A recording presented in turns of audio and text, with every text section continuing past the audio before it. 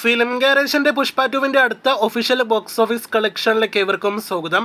അല്ലു അർജുന നായകനാക്കി സുകുമാർ സംവിധാനം ചെയ്ത പുഷ്പ 2 അങ്ങനെ ആ സിനിമയുടെ 2 ഞായറാഴ്ചകൾ തിയേറ്ററുകളിൽ പിന്നിട്ടിരിക്കുകയാണ്. കൃത്യം 11 ദിവസങ്ങൾ തിയേറ്ററുകളിൽ പിന്നിട്ട സിനിമയുടെ ഏറ്റവും പുതിയ ഒഫീഷ്യൽ കളക്ഷൻ പോസ്റ്റർ എന്നിപ്പോഴത്തെ മൈത്രി മൂവി മേക്കേഴ്സിന്റെ ഭാഗത്ത് നിന്ന് വന്നിരിക്കുകയാണ്.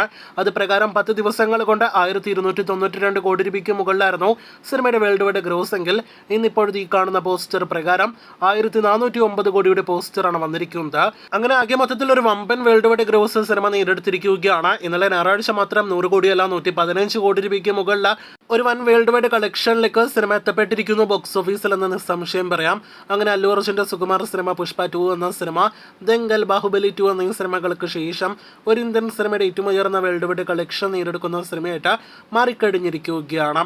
ഇനി ഇന്ന് മുതലുള്ള അടുത്ത ദിവസങ്ങളിൽ സിനിമയുടെ കളക്ഷൻ എത്ര വരും, ഒപ്പം തന്നെ 1500 കോടിയിലേക്ക് സിനിമ എപ്പോൾ എത്തപ്പെടും എന്നൊക്കെയാണ് നാം അടുത്തതായിട്ട് ഉറ്റുനോക്കുന്നത്. വിവാദങ്ങളൊന്നും തന്നെ പുഷ്പ 2വിനെ ഒരു തരത്തിലും ബാധിച്ചിട്ടില്ല.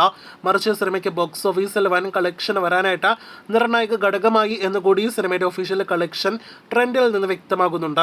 നെഗറ്റീവ് അഭിപ്രായങ്ങൾ കേരളത്തിൽ വന്നിട്ട് പോലും സിനിമയ്ക്ക് 15 കോടി രൂപയ്ക്ക് മുകളിൽ കേരള ഗ്രോസ് കളക്ഷനും കടന്നിട്ടുണ്ടെങ്കിൽ അതും വലിയ കാര്യമായിട്ട് നിസ്സംശയം പറയാം. അപ്പോൾ 11 ദിവസത്തെ അല്ലു അർജുന്റെ പുഷ്പ 2 വേൾഡ് വൈഡ് ഗ്രോസ് 1409 കോടിയാണ്.